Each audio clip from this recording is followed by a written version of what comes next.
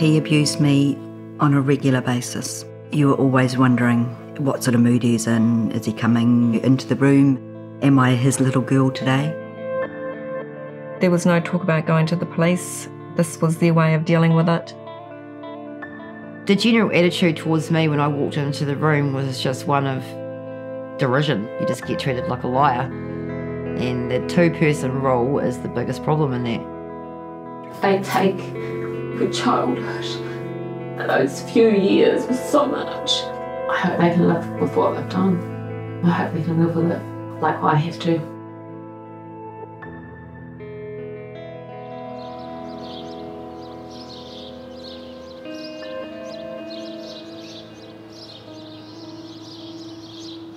You grow up with a lot of guilt because Jehovah's always watching you. He knows what's in your heart, what's in your mind. We didn't have any worldly friends outside the religion because that's Satan's world, so we only associated with children in the religion. The day that my mother married Owen, that night I started wetting the bed. So I knew what was coming. He abused me on a regular basis. And that would be anywhere on his bed studying the great teacher book, this pink book that I remember very vividly. And he would have that propped up with a pillow, and on one occasion he went to the bathroom and I was just lying there with no pants on, and Mum walked in and said, "What are you doing?" And I said he was doing that, and she just said, "Get your pants on and go to your room." It was dark when Mum came back into the room. All she said was, "If you can forgive him, so can I." And that's all she said.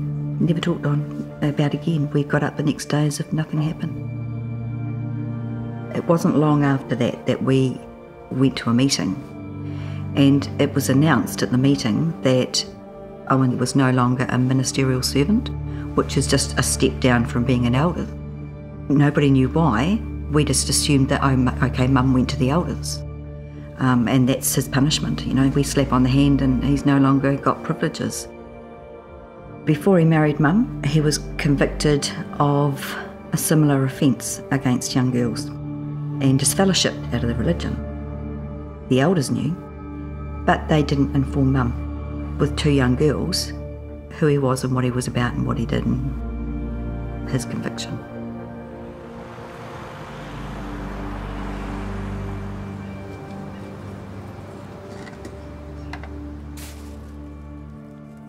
My father was born and raised as a Jehovah's Witness. I got baptised when I was 16. As far as choices go, it was pretty much expected. My dad was an elder. That's what you did. This new family moved into the congregation and I'd been babysitting for them for a few months. One of the nights they were getting ready to go and the husband announced that he was sick, but he still needed me there to look after his daughter. So very reluctantly his wife left, and got to about midnight and he came out of his bedroom and he had a stack of porn magazines. He kept talking about how he could show me how to reach orgasm. Everything about the situation at the time screamed, I shouldn't be here and this is wrong, but there was nowhere to go. There was a sister in the congregation that I was very close to. We were just chatting in the car and I told her. About a week afterwards, that's when Dad and me were called to a meeting at the man's house. Once I gave my story, I realised that I wasn't being believed. They basically sat there and said, well, it's her word against his, and she has a reputation of being a skanky little hoe, basically, so we're not going to believe her. She has to prove it. It's just her word. You need two witnesses. The general attitude towards me when I walked into the room was just one of derision. You just get treated like a liar. And the two-person rule is the biggest problem in that. But that's what their religion says is protocol. It's biblical. It's in the scriptures. When the elder that was with me and Dad brought up getting the police involved, it was No way they wanted that. They were basically, well, you haven't proven anything. And that was when the elder brought out the other girls' statements. They told me there were other girls and that bad things had happened to them, but of course they didn't divulge the details to me. But I knew there was enough that the elder and my dad were quite horrified by it, and the fact that it had been hidden and unreported, and that he'd been allowed to come into our congregation and no one had been warned, basically, you know.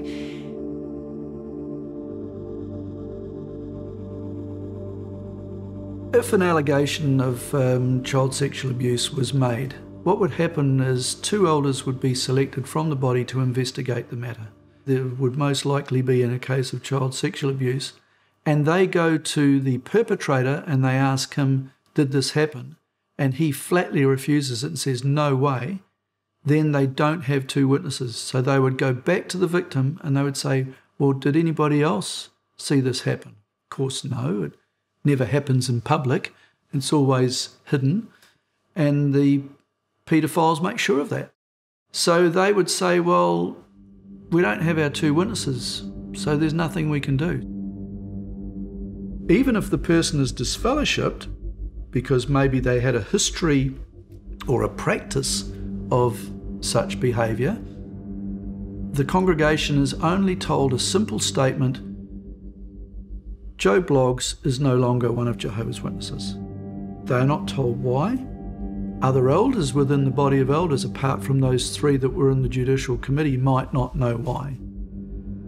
Certainly the vast majority of the congregation will not know why. They will just know that he's either been reproved or he's been disfellowshipped.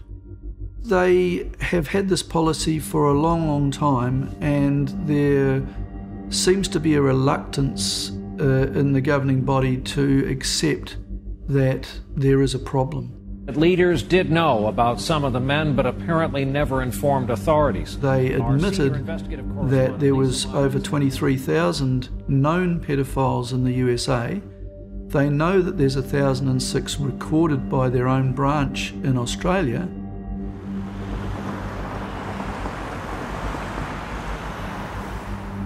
Things changed for me when I was about 8 or 9. My uncle and auntie came and stayed and lived with us. We offered them the flat at the back of our house to stay in. My uncle, Alan, he sexually abused me over that time that they were living with us. And then that carried on once they got their own place. He would try and get me over to babysit. When we would go away on conventions, the families would combine a holiday house and we would all chip in and stay together, and that was another opportunity for him to do things.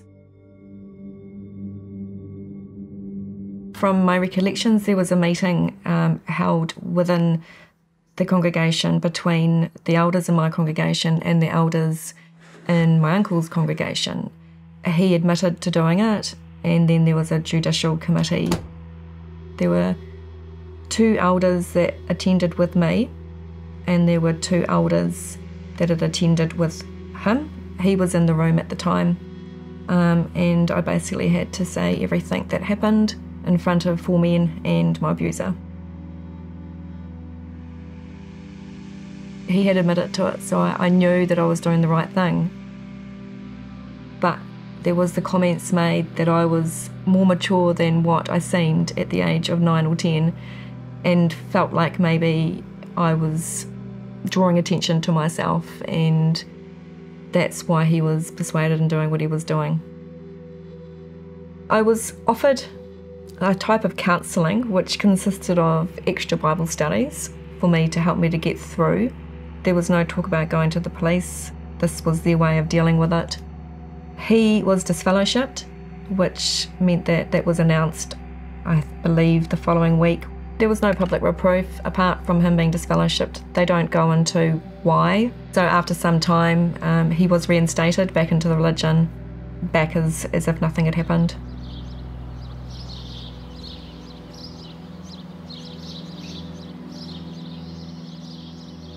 Jehovah's Witnesses tend to have lots of potluck dinners, games evenings, everybody's involved. There's always something going on.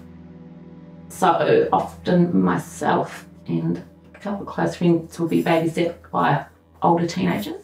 And for myself, from the age of 5 to 8, I was sexually abused by one of these babysitters. He was a close family friend. He would have been maybe 19 at the time. Trusted, obviously. My mum went to the elders.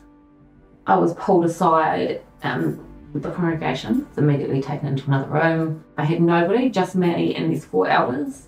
And I remember being absolutely petrified. I remember them clarifying that they knew what he'd done to me. And they got off on questioning me about what had happened. So they would ask me questions like, was it hard? How he felt. So very interested in if I enjoyed it was the main thing. Really uneasy questions that I don't think any 12-year-old girl needs to be asked. And I personally think they got off on it. There was no mention of the police or asking me if I want to take this to the police, nothing at all. I was offered no support, absolutely nothing. When I think back too, it's not just your abuse you deal with from the age of 5 to 8, it's also the elders. You know, that was pretty traumatic things they were asking.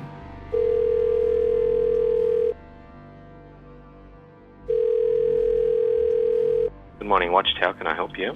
My name's Amy Parsons King and I'm a journalist from New Zealand. I'm doing a story on how Jehovah's Witnesses deal with sexual abuse allegations. I had sent through a couple of letters. I did get a response from the second letter, but you didn't answer the questions that I put to you.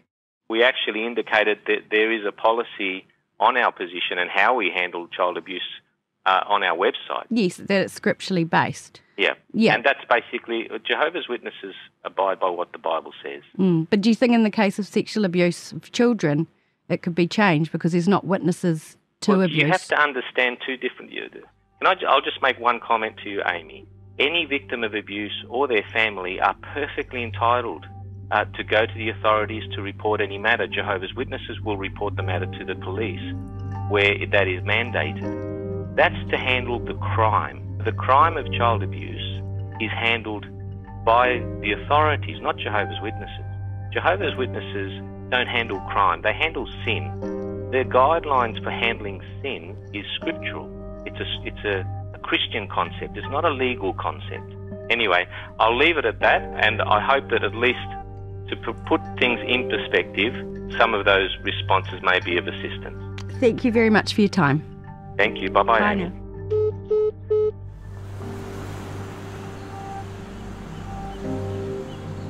There's been some discussion in forums about pedophiles talking about Jehovah's Witnesses being a pedophile's paradise. It seemed to me at the outset that that was quite outrageous. But then when you actually read the reports of victims and you see how they were told to only trust fellow witnesses, when you are told your whole life that it's God's clean organisation and something terrible happens in it, there's no way you're going to go and report that to the police because they are outside the circle of the clean organisation.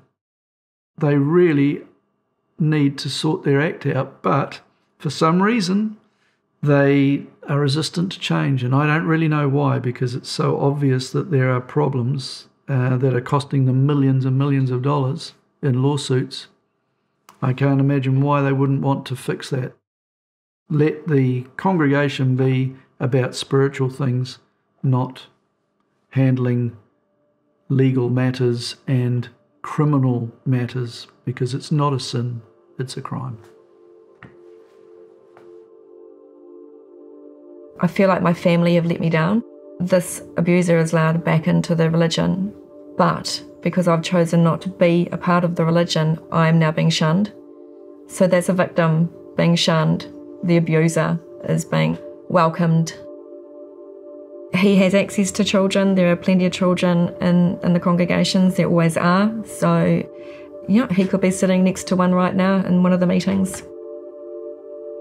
I look back, I think, how do I deal with that? You know, that's such a young age and you've lost everything, all your friends and your religion, everything's gone, and it lives with you forever. It doesn't go away. I think it was the first time as a young Jehovah's Witness that I realised that the organisation is not geared to protect you. The attitude of the elders at the time was quite frankly disgusting. And I was a teenage girl who was, as we said, there was so many things in our lives that restricted us.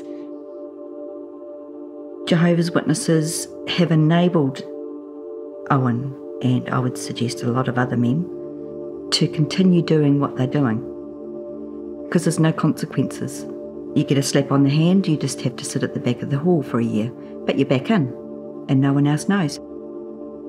Owen is still a Jehovah's Witness. He got out of prison, went back to meetings, and he is a practicing Jehovah's Witness, which means he's attending meetings, he's out witnessing, knocking on people's doors, people with young kiddies.